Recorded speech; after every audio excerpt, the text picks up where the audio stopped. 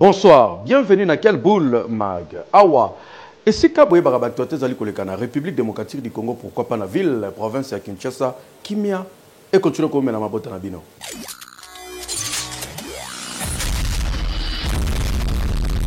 Balongoli ba immunité parlementaire, il y a Constant Moutamba, ministre de la justice et l'andelier. Et que souka ndeni ni akokene makala bakokanga eto bakotika ye bolanda.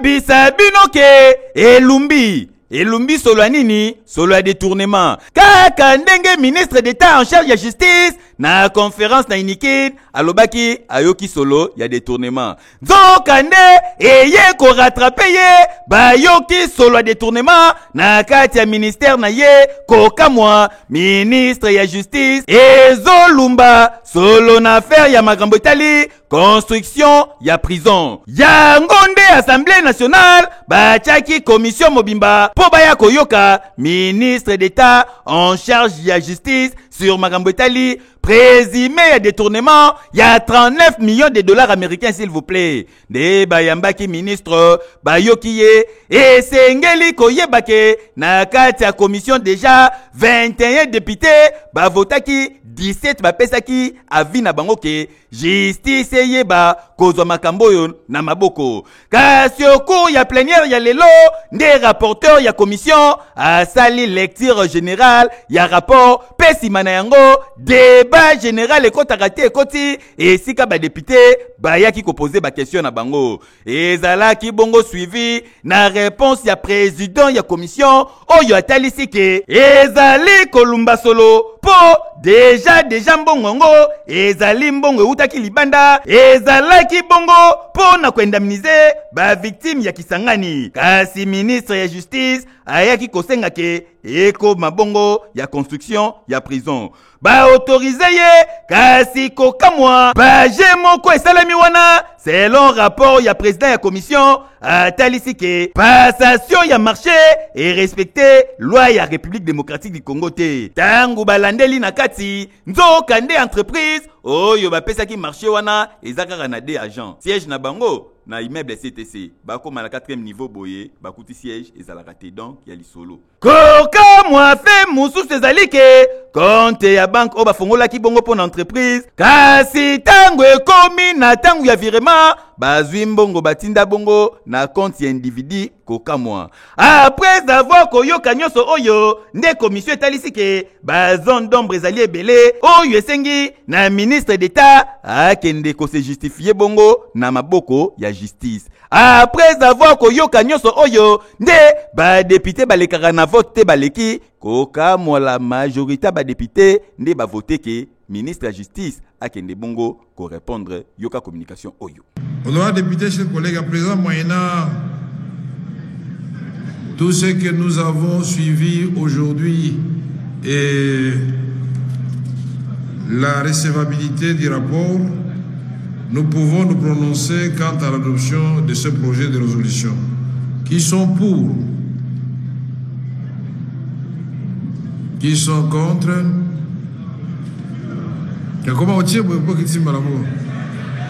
Comment tu as changé ta position? Et les airs, tu es contre? Ah, tu es pour quand même, c'est bon. Donc, au vu du résultat de vote, l'Assemblée plénière adopte la résolution portant autorisation de l'instruction à charge de M. Moutamba Tumunga Constant, ministre d'État, ministre de la Justice et garde des Sceaux. En tout cas, te oyo etalisi ke mbwa swimbwa kokamwa ministre ya justice aza poursuivi na justice oyo yakumbelaka kokamwa prison pe déjà ye moko abongisaki soki pe ekokende ndenge nini soki pe ndenge nini tokoye bango kaka après instruction ya justice ah Congo tomona nyonso affaire à suivre. Enfin Joseph Kabila amonani population babande kozela komona ba photo tamboli Joseph Kabila na kata Goma na province ya Nord Kivu kuna kutana ba religieux asololi na basali ya Nzambe consultation bandi est-ce que ayekaka toujours na idéologie koluka kimia topé ndenge côté ya gouvernement bazali koloba bazali yende numéro 1 mokonzi ya AFC M23.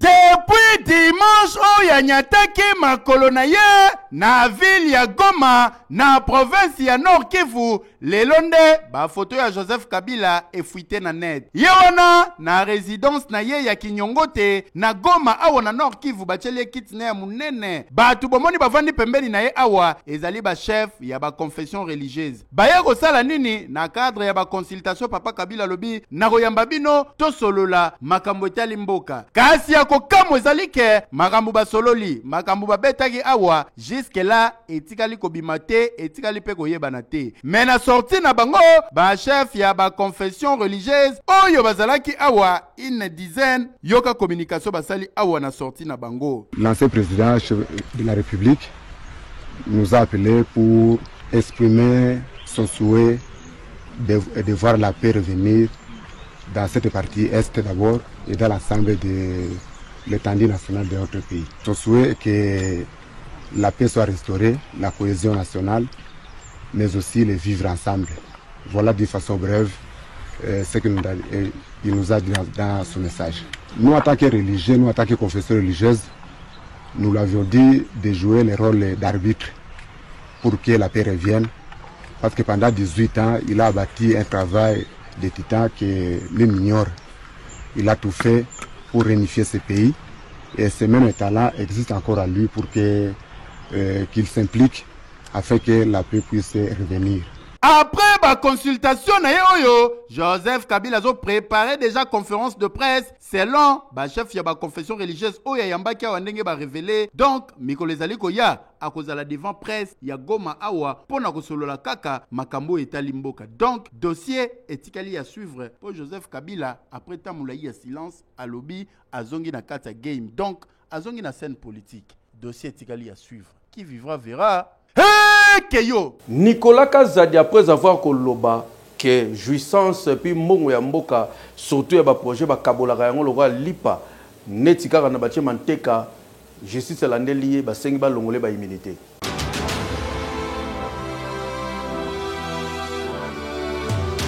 État des droits oyo ba congolais ba banaka kozela ekomi kosalema tika na yebisa bino. Procureur général prêt à cour ya cassation à saisir Assemblée nationale à Sengi bapesa ye autorisation ya instruction en charge ya député national Nicolas Kazadi oyo azalaki bongo ancien ministre ya finance. Parmi bakambu oyo bazali ko reprocher na ye ezali bongo abimisi ba secret d'état pe propagation ya ba faux bruit réquisitoire ya PGR et tangami na Assemblée nationale au cours ya plénière yoka. Le procureur général prête cette cour à l'honneur de vous adresser le présent réquisitoire au fin d'obtenir l'autorisation de l'instruction à charge des sueurs Nicolas Kazadi Nzuji, député national. 1. Exposé de fait. En date du 4 mars 2025, M. Nicolas Kazadi Nzuji, ancien ministre des Finances de la République démocratique du Congo, actuellement député national, a fait une sortie médiatique au cours de laquelle il a révélé la gabegie financière à outrance caractérisée par de nombreux maux qui gangrènent la gouvernance publique. À cet égard, ici est de relever que le point fort de son interview épingle grosso modo le mot suivant: la culture de la jouissance caractérisée par la dilapidation des fonds publics au mépris de l'orthodoxie budgétaire et financière. En tout cas, na kotala nyoso oyo ezolakisa ke mupepe ya baleve ya baimmunité nde ezobeta na Congo oningani kaka boye. Justice esengi yo. Assemblée nationale atali soka autorisé soka oboya eza na pouvoir na bango. Kasi na dossier oyo eza affaire à suivre. Okay. Docteur Denis Mukwege alobi discours ya Joseph Kabila et décevoir yepe akanisate que République démocratique du Congo zali monarchie wa ko kende akozonga ndenga lingi.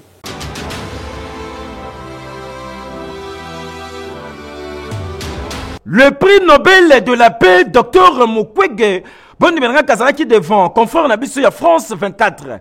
Ouais, papa, il y a brossé qui bongo. Situation politique et paix sécuritaire, il y a République démocratique du Congo. Bon numéro qui a rattaqué Joseph Kabila, na discours na oa witaki ko sala. Dr Mukwege kamo lobi, he, ezalaka, Joseph Kabila na discours na atikali jamais ko dénoncer agression rwandaise. Atikali jamais ko condamner Paul Kagame. Kutu, ba Congolais bazo kamwa, ya liboso fa banda discours na il faut présenter no ba esquisse na mboka mobimba. Et puis, aya sous ko la kisabatu, accord yeba sina na Félix Antoine Tshisekedi Tshilombo po, tisiko ba mona ngo flou na flou, yoka communication. Sa déclaration m'avait tout à fait déçu, puisque je crois que après ce qui s'était passé en 2018, hein, où nous savons très bien que c'était un deal à l'africaine, comme l'avait dit le ministre des Affaires étrangères française, M. Le Drian, ces deals, on ne nous a jamais dit en réalité, il s'agissait de quoi? Nous savons que ce n'est pas Félix Tshisekedi qui avait gagné les élections. Nous savons que M. Kabila a choisi en fait son successeur. Et aujourd'hui, il revient en disant, voilà, j'avais fait une passation pacifique du pouvoir, maintenant je vais le reprendre. Et quand vous lisez les discours, vous voyez très bien qu'il vient, comme vous l'avez dit, il est prêt à faire un sacrifice suprême pour reprendre le pouvoir. Moi je me dis, c'est quelle façon d'agir? Est-ce que le Congo appartient à des individus? Ils devraient d'abord présenter les excuses aux Congolais, parce que je crois que ce qui s'était passé n'était pas normal, que le peuple vote et que vous décidez de faire un deal. Deuxièmement, je pense qu'il devrait expliquer au peuple congolais quel était le contenu de cet accord qu'il a fait avec Félix Tshisekedi. Madame Marie-Thérèse Somboazali, ministre a ESU, a lancé bongo plateforme numérique pour l'enseignement supérieur.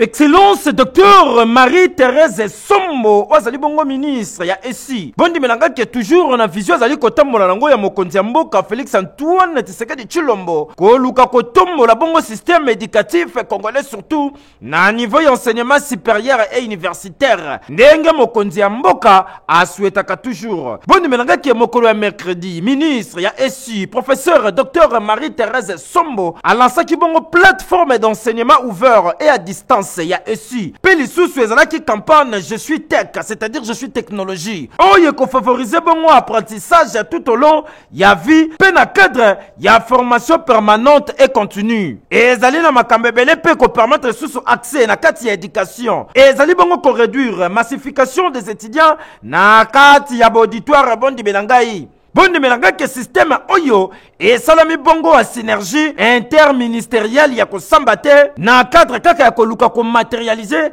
vision mokonzi ya mboka pe ko tambola ndenge mama Judith Suminwa azali bongo ko souhaiter na kati ya activité oyo tomona ki bongo quelques membres ya gouvernement Suminwa lokola ministre d'État excellence Raissa Malou azali bongo ministre ya éducation nationale la paix nouvelle citoyenneté tomona ki pe ministre ya petentika pe tomona ki porte-parole ya gouvernement excellence Patrick Mouyaya. Bon numéro que cérémonie oyo ezalaki kitoko yo wapi po ba scientifique congolais mingi ba sepela ki na yango yoka communication. J'ai le réel plaisir de prendre parole du haut de cette tribune en ce jour consacré à un double événement, à savoir le lancement officiel de la plateforme de l'enseignement ouvert et à distance et le lancement de la plateforme Je suis tech, inscrite dans nos annales comme celle de la matérialisation d'un rêve devenu réalité,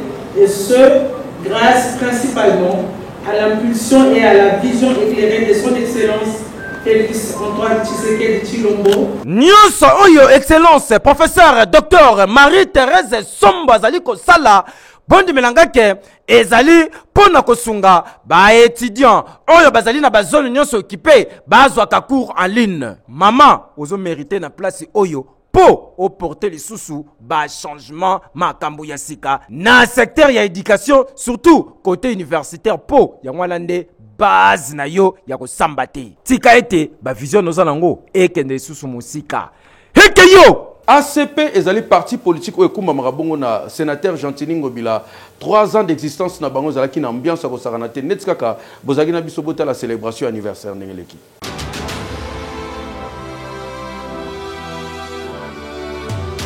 Alliance des Congolais progressistes, ACP en sigle, parti sûr, ya honorable sénateur Gentini Ngobila. Bondi melanga ke les lotos ali koloba boye bakokisi bongo 3 ans mais kokamwa batu minku ba mitunaka ACP kasi ko kokisi 3 ans okomona ngo ezali ko rivaliser na ba parti misusu wumele mais ACP ngani ya papa Gentini Mbaka eyeka ka minute ya mukelekete fourmi mais tala nenge ba contribuer pour na développement ya mboka oyo la kisike ACP longo na ba cadre pena visionnaire na yango Gentini Mbaka Ngobila ba sali mosala kitoko yo wapi nde ezalaki occasion pona bango wana hotel Pullman place bazoki occasion ya kosolola pona kolakisa vision nini oyo ACP ezali na yango ndimilanga ke na maloba na ye Gentini Mbaka Ngobila à travers matinée oyo ezalaki pona réflexion échange na ba membre nyonso ya parti politique oyo ACP kolakisa ke ACP ndenge bozomona ngo ezali ko rêver Congo ya sika Congo ya monene bazali na posa ya progrès pona ba congolais nyonso awa na kati ya ACP ezali nde likambo etali démocratie justice sociale pe bazali ko telemela surtout makambo etali ko yinana pe ko bomana awa na République démocratique du Congo. Honorable sénateur Gentini Mbaka Ngobila précisé que ACP et zo continue toujours kozala derrière Mokonzi Mboka Félix Antoine Tshisekedi Tshilombo pe bazo soutenir bande konabiso esto bazali bongo victime injuste na bitumba nyoso yoko communication. Aujourd'hui, en 2025, nous célébrons 3 années de combat, 3 années de foi en nos idéaux et d'engagement constant pour un Congo plus juste, plus démocratique, un Congo tout simplement prospère. Nous profitons ainsi de cette matinée politique pour réitérer notre soutien au chef de l'État, à qui nous rendons un vibrant hommage. Bokalisi esili tete esengeli koyebake messe y action de grâce kosalema mokolo le 31 mai na cathédrale Notre-Dame surtout pona kolakisa ke ACP akanga maboko te asutenaka azalaka toujours na batoyo bazali ko souffrir pe bato bazali ko kufa pona bitumba ya este ya mboka na biso boyende azalaka mosala kitoko hekeyo PPA ezali parti okuma makabongo na monsieur Innocent Congo. Discours ya Joseph Kabila bango déranger bango pe ba telemeli yango po bango bazali ko soutenir Fachi.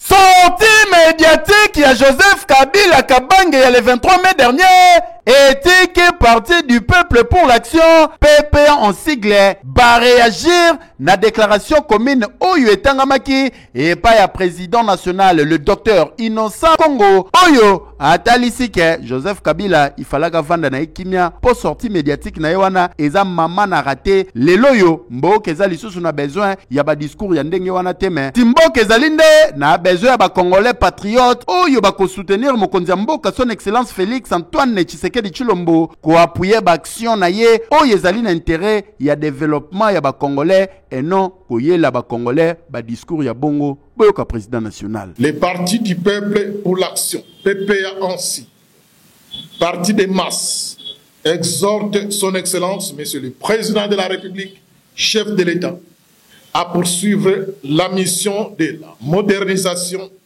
et de la refondation de l'État si brillamment engagé depuis près de 6 ans sans désemparer.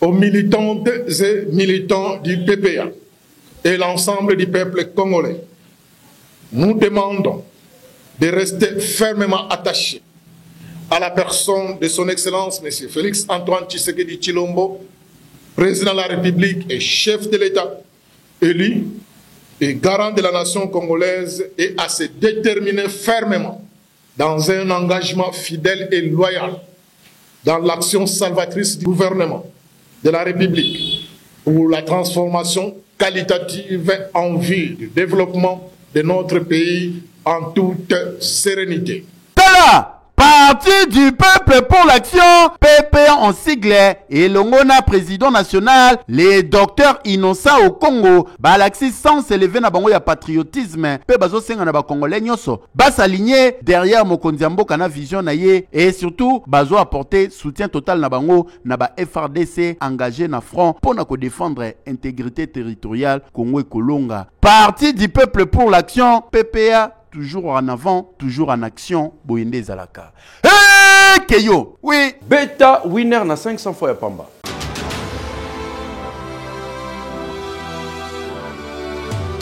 Winner.bet présente Winner Loto.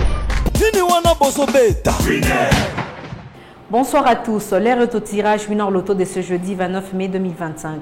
Vous avez à l'affiche un jackpot Win 4 de 13 256 000 francs congolais, mais aussi 35 229 000 francs congolais, le Win 4 double. Pour le gagner, vous connaissez la condition. Il fallait choisir 4 bons numéros sur vos tickets. L'avez-vous fait?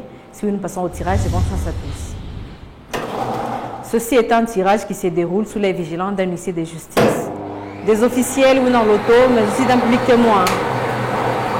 On accueille le premier bon numéro, Madame, Monsieur le 4. Le deuxième bon numéro à présent. Voilà arrivé le 21. En troisième position. Accueillons le 39. Plus que le quatrième et dernier bon numéro de la soirée, le 48. Révérend la combinaison gagnante. Sur vos tickets, Madame, Monsieur, il fallait trouver le 4, le 21, le 39, mais aussi les 48. Avez-vous trouvé cette combinaison depuis chez vous? Si oui, je dis félicitations, sinon avec plaisir. Je vous retrouve prochainement. Prenez bien soin de vous. Au revoir. Produit à la base naturelle, peut surtout pour la macambotali santé nous à la kitoko. Et ça produit il y a longue riche.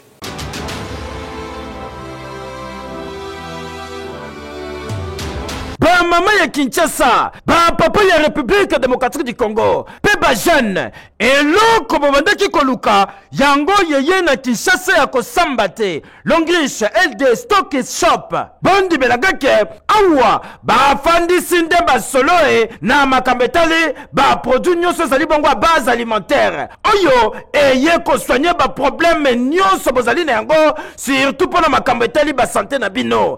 Bongo kota maman, yo motomitu ngisaki mingi surtout pona likambo etali stérilité na yo to pe likambo etali ba douleur na yo nyonso na ba période na yo awa bazali nde kosunga okozwa ba bande hygiénique s'il vous plaît oyo ezali pe ko traiter e bongo bino batu basufaka pona likambo etali suki to pe ko sokola ni melanga ke awa bazali na ba shampoing uniquement pona kokolisa pe souk na ba dentifrice c'est-à-dire ya Dora anti-poison. Yo mutunzo te tonda batasta chokoma koka soni. Pona kolata ta mini jeep. Ata na piscine. Moi yo soko les alités. Kota ozo bongo biloko zali kolongola batashe. O tamboli. Mokili eluli. Parfum pe pona monoko e. Mauvaise haleine. Yo soko lobika. Longole monoko solo. Wabondi belangai. Nyoso bazali koteka. Pona kosunga. Ba maladi na bino nyoso no makambetali monoko. O kanisi esilitete awa ya kosamba te osombi produit babombeli yo mbongo engai tala elonga non seulement zali kobongisa mais okomi pe entrepreneur basungi yo otuninga adresse yi wana kutu fande yebana Kinshasa mobimba avenue Libinza numéro 8 référence avenue universitaire en face ya complexe scolaire Mosengo Bouaka kaka miso na ngambo okomona maison Longriche LD Stock Shop okoti kuna ozali mobimbo yo wapi pe benga na ba numéro oyo e bongo pona etali premier anniversaire na bango e kozala bongo mokolo le 8 juin na ngonga 13h na ICC Limité boya ko découvrir opportunité ya santé paye entrepreneuriat oyo e tikala jamais kozala depuis Congo et banda occasion yango ye surtout pona bino batu bolemba baseve ekota babengaka te awa ezali occasion mpona yo okoma mpe entrepreneur heke yo. Présidente ya fondation Nadine Bolingo ezali pe kombo ya madame Nadine Bolingo oyo azali ko séjourner bongo na Kinshasa na famille na ye mobimba baye ko soutenir bana bazali na ba difficulté surtout ba orphelin bakena na commune makala kolia na bango netika bazali na biso bolanda.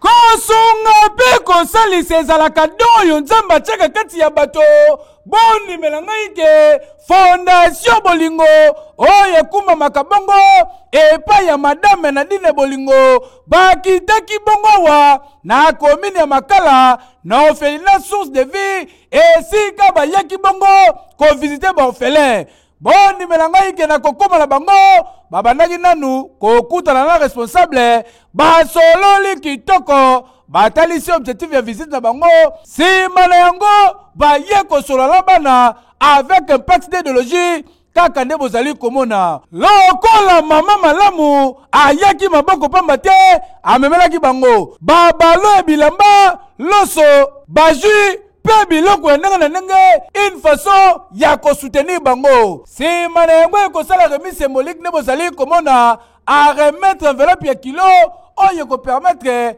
bana oyo bakola kitoko lokolo objectif ezalaki kolia na bana mpona kopesa bango sourire pe kopesa bango affection botala bino moko madame Nadine elongo na ekipe na ye mobimba baleki bazwi biloko kolia babandi kolia kitoko sima na yango bake kopesa bana baji bana pe bazwi biloko bazolia na système ya kude ya kusabalala nzamba liboso te eza déjà habitude nga na yaka teko na bajour to na jour to na yaka ndenge nzambe atindeni na pamboli nzambe ndenge namoni bana karafe na mama na biso ya oyo azotala bango nalobi nzamba pambola mama continue toujours kosunga bana merci vraiment na ndenge bayambi nga na sepe na bango na pamboli nzamba apesa bana longue vie bakende liboso bapambola boye nde ezalaka bolamu epolaka te madame Nadine Bolingo elongo na ekipe na yo mobimba oyo bosali ata satan akosenga na nzambe apambola bino po mitema ya boye epesamela bato nyonso te tala grâce na bino ndenge nini baorphelin bakomi gentil joyeux content po bazwi sourire et surtout na affection oyo babungisa kala et normal keyo oui epesi pasi pe mawa na commune ya Kisenso na quartier Dingidingi kuna mama na bana mibale baziki na incendie mawa population émotion kokamwa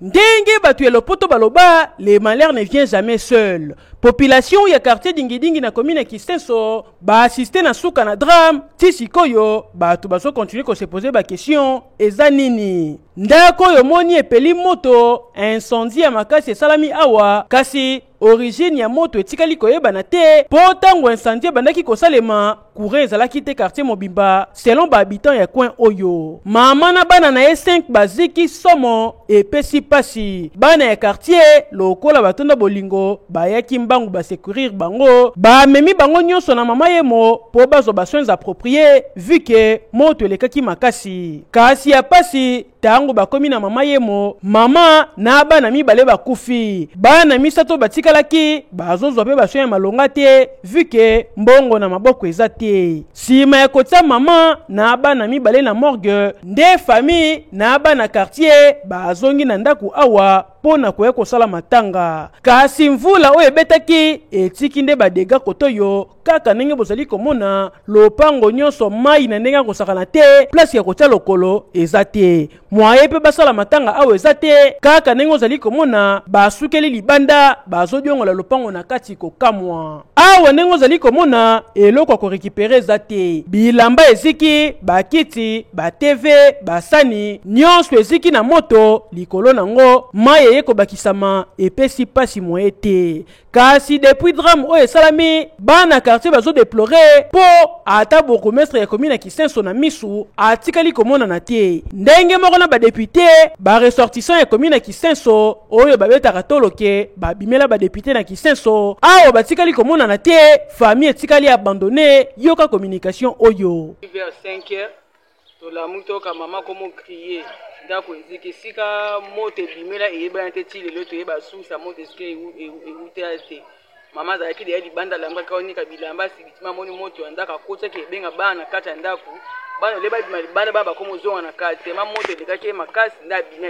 kimi kokima komi kobenga bavoisin boya batupe bayeba komi kosopa mai bakontopa mai bana babimi etikaki mwana moko motu moko ya koti na kati abimisi mwana ya suka bazalaki bana 5 na mama bana bazikaki 4 na mama ye moko bazalaki na mama ye moko tika milimo ya bandeko oyo ekufi epema na kimia eki prophétesse de Dieu Isen Li aza déjà en Kinshasa boyebi ke rendez-vous ya munene eza bongo le 7 juin oyo ozana ba problème maladie yaka kozwa bénédiction miracle kosalema.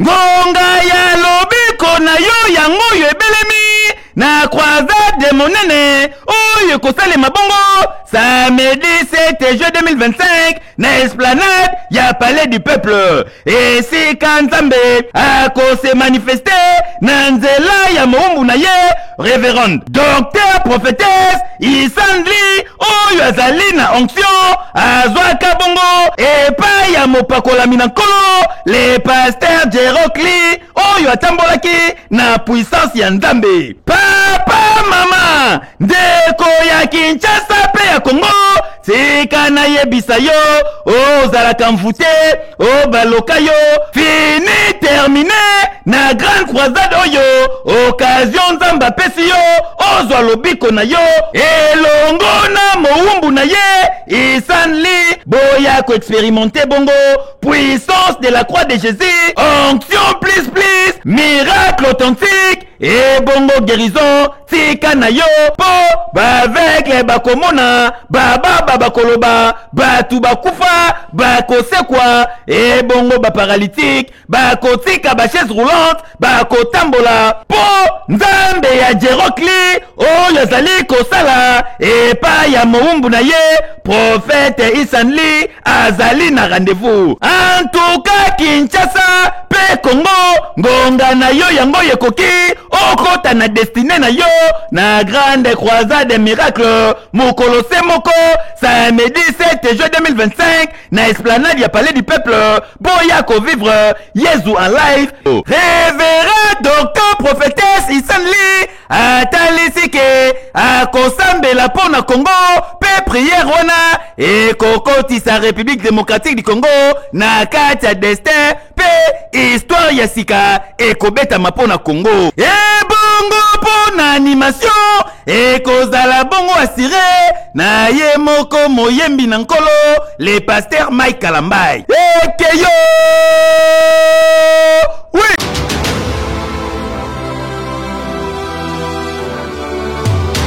Grande famille Numbi bazali na pasi pe mawa ya koyebisa na bandeko bayebani na bango liwa ya mwana na bango koko pe neve na bango na kombo ya Sébastien Sita balenga oyo akufaki mikolo eleki suite ya maladi moko ya tango mokuse. Pona yango programme ya matanga ezali ko se présenter boye. Vendredi 30 mai 2025 veillée mortuaire pe culte d'action de grâce et kosalema na paroisse CAC Badiading na numéro 17 ya avenue Mukoka quartier Badiading commune ya Selembao référence cabine électrique Yedi. Samedi 31 mai 2025 nde mise en bière pe levé du corps ekosalema na morgue et hôpital sanatorium pe bokundami ekosalema na mwanda na province ya Congo central. Kunda être cher na yo na ba condition kitoko na cité de la sagesse.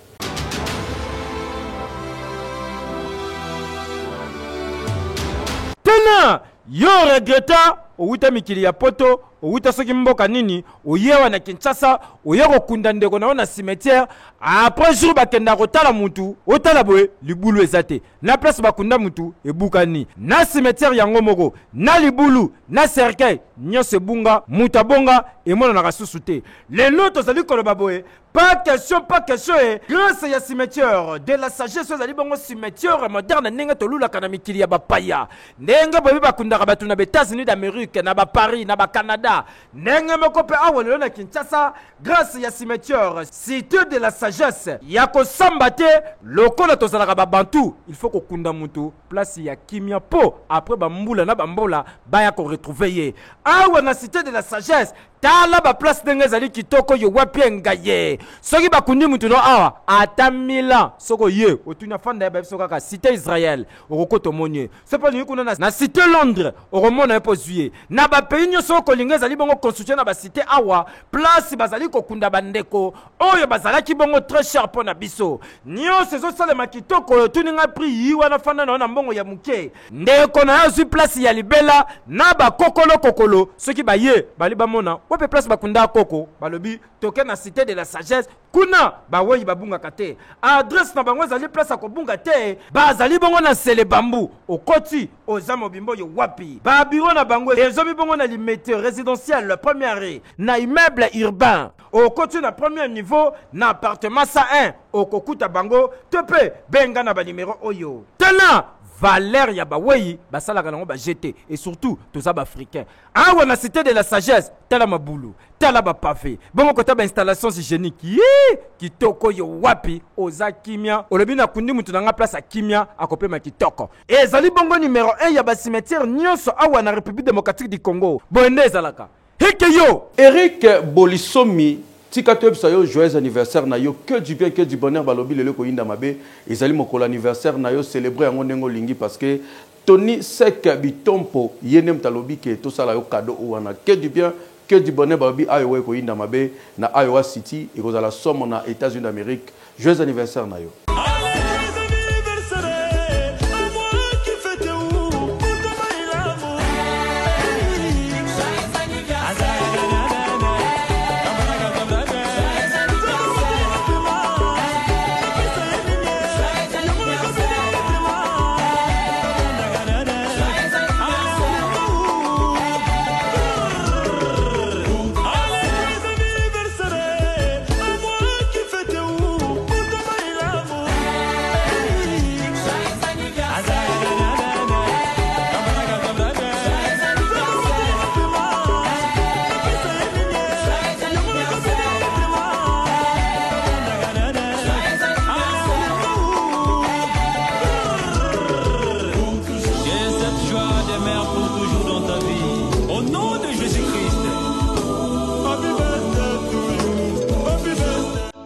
Voilà, quelle boule ici. Et que yo, oui.